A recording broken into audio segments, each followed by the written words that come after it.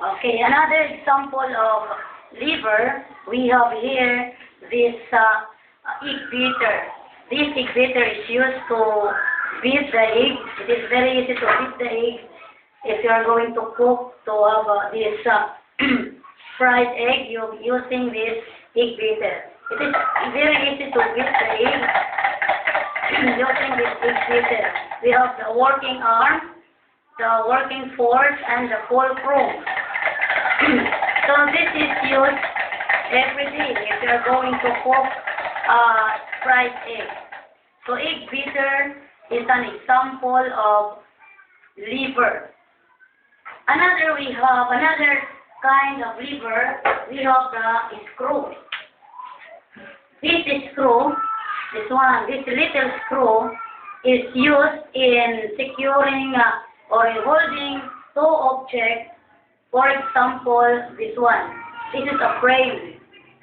We have here a wood at the back of the frame to to hold the wood. You are going to use a screw. This one. This is a little screw. It holds two objects. The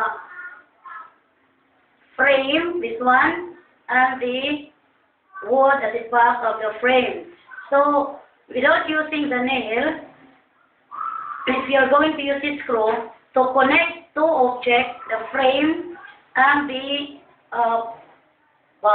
wood, you are going to use a screw using this screwdriver.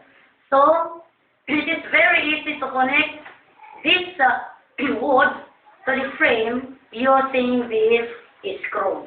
So a screw is very important also because it holds things securely in place. So this is another example of simple machine. So that's all my presentation of the different kinds of simple machines. So to recap, we have the inclined plane, the lever, the pulley, the wedge, and the screw. So thank you very much.